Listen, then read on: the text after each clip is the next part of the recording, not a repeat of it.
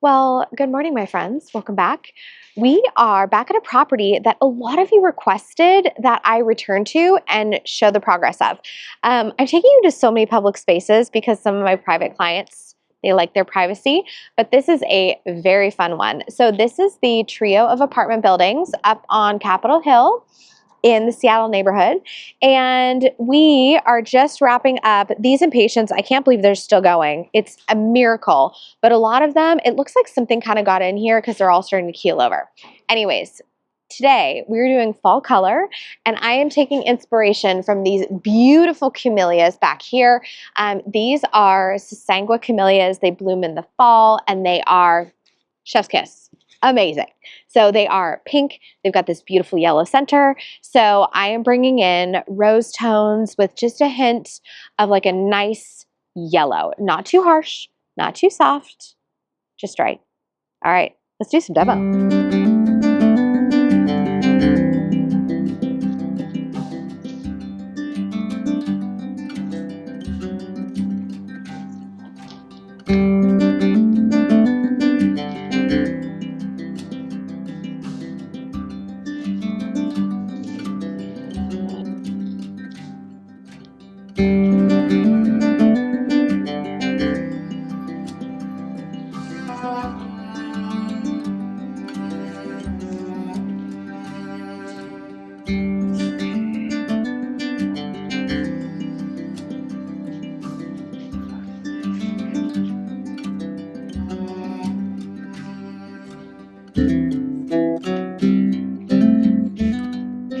So with this bed, I'm bringing in just a few evergreen elements. I've got a trio of Carrick's Feather Falls. All of this Hakanakloa is going to go dormant in a little bit. So I like to bring in some evergreen structure because you can kind of see here, we're going to go very, very quiet soon.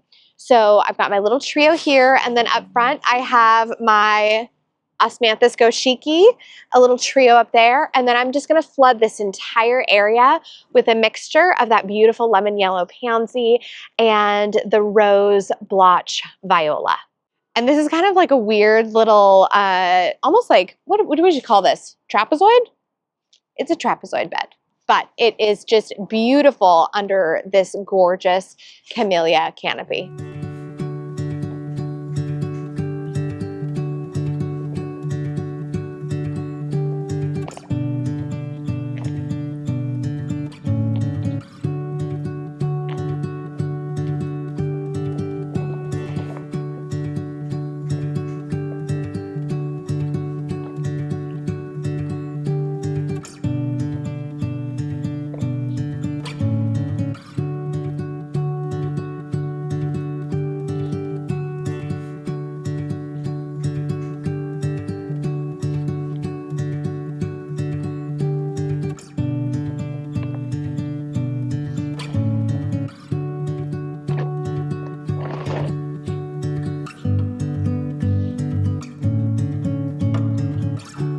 Okay, so I was just talking to the building manager. The landscaping crew was here just this past week, and I guess they started pulling out all the impatiens, which, do you remember when I arrived? I was like, gosh, something looks like it got in here.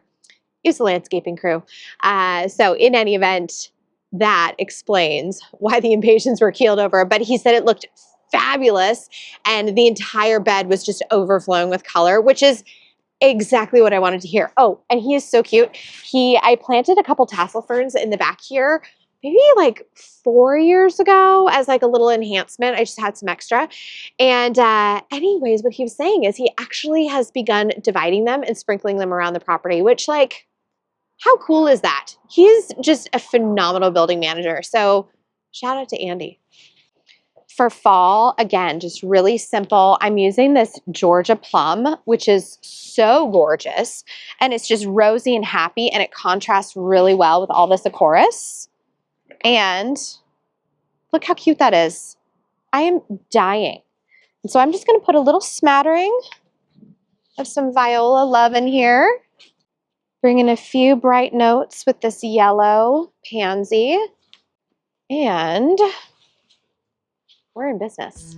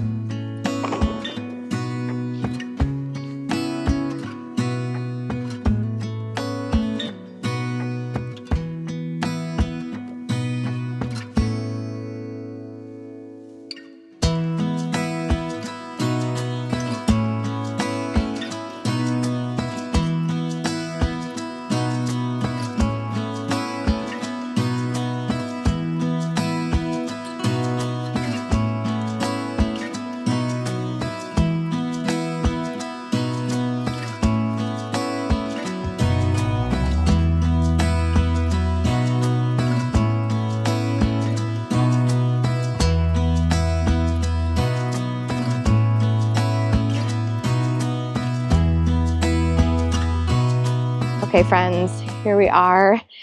These little guys, just for a size reference, these are maybe about like, I don't know, like 20, 22 inches across. So a decent size. I feel like this is something that like any front porch could handle. And we're gonna go just a little bit of a texture story here. Because I have evergreen above me, evergreen in front of me, and it's like a straight leaf, there's no variegation to it, I like to bring in some striped foliage and some bright chartreuses. So go in the back here. And then our mid-story, we're gonna work in this fire alarm and this euphorbia. This is Miner's Merlot. And then to keep it bright, I'm actually gonna bring in some silver foliage right here in the middle. And then to give it some toes, we're gonna bring in a classic Ivy Golden Child.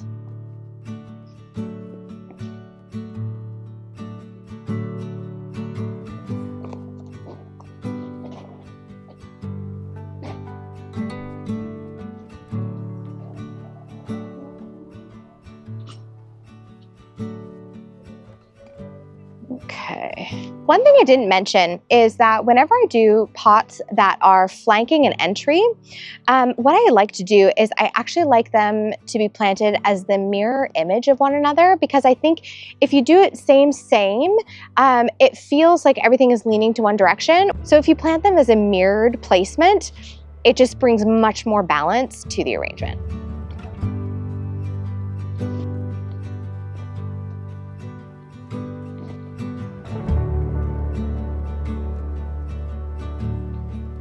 Okay, and so 6 color spots all the way around.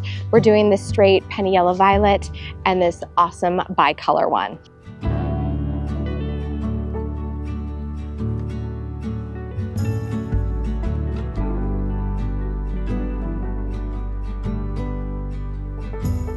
Okay, I think that these are stealing the show. This is like the highlight of my day. We are actually going to do a centerpiece replacement this time because they've been in here for 2 years, and it's just, we're at the end. We want to do something fresh and fun, but this has turned out so fabulous. This, if you remember, this is the Gaze Delight Coleus, and this one is Alternathera Red Threads. Okay, I just have to point out, look how cute it is popping out. They're just like, the fact that they are just all up in each other's business, I love it. And this color is just the perfect accent. Our geraniums did beautiful. Our Pachoa looks good. Even our lobelia is still going. This was a performer. Also, this one is on an irrigation system. And you guys, I just feel like if you're able to tap yours into an irrigation system, nothing beats the consistency of that watering mechanism. I mean, it is just second to none. Okay, it's time to say goodbye to these pots. They've worked hard. And I get a lot of comments about demoing pots. And yes, it is painful to demo a pot that looks this good. I just want to like keep it running into the sunset. But we're going to get down into the 30s at night, I think in like the next week and a half. And I just know that all of this is going to go toes up. So, fare thee well.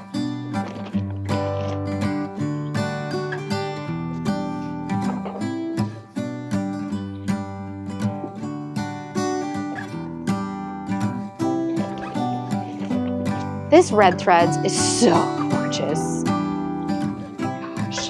That is so fabulous.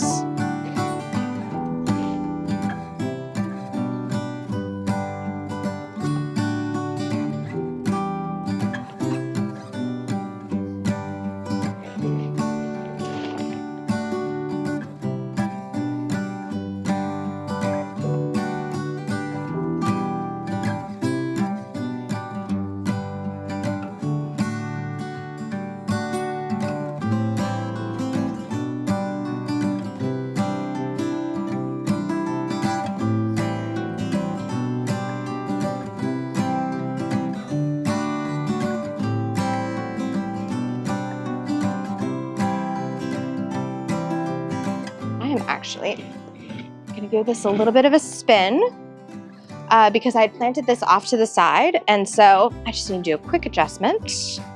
Move my irrigation spike back over.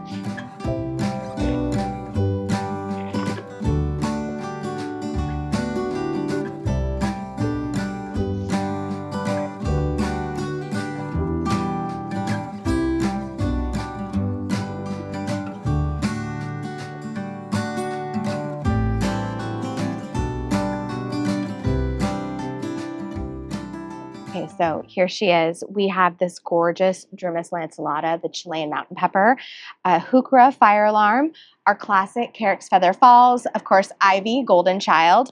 And then in the back here, these guys are so tiny right now, but this is an autumn fern. And with just this much sun, all the new growth will be a vibrant orange. It's going to be so spectacular. And it'll just kind of fill out and almost fan behind the Chilean mountain pepper. This, because it is a bit more shrubby, I planted it a wee bit more forward than our previous centerpiece, which I refer to as like a center back. Not a football term, garden term. And then over here on this side, we have a mixture of the viola, penny yellow, and this yellow blotch. So really, really spectacular.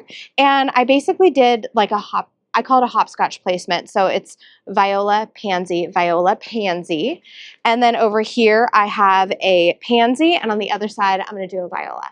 So this is actually really, really fun. I feel like I've shown you so many non-traditional containers for fall and winter season. And so it's kind of fun to lean into something that I consider to be your classic fall palette.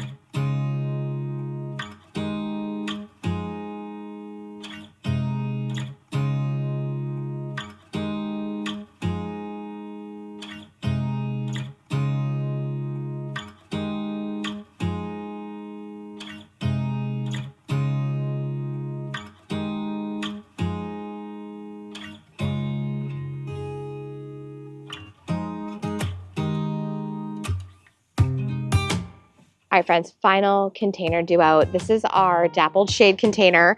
I'm actually gonna start by taking this cute ivy and moving him around to the front because I'm gonna be doing something just a little bit different.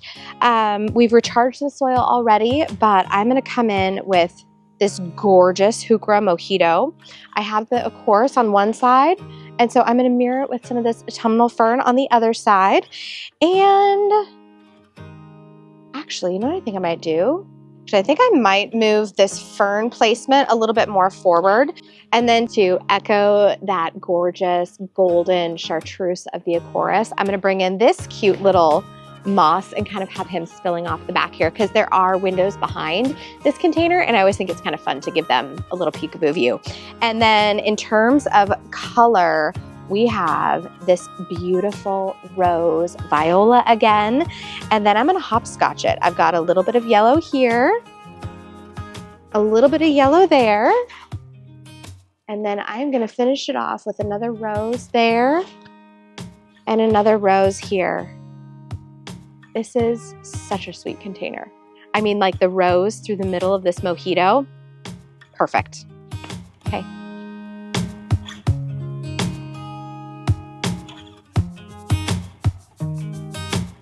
Friends, that is officially a wrap on the fall 2024 container season. Holy cannolis. I have been installing containers almost every single day for the past 4 weeks, maybe 5. It might be at 5 weeks.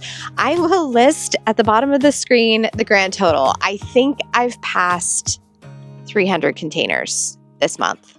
All right, Brian, hit it below. And I almost can't. I almost don't even want to see it until the final calculation's in.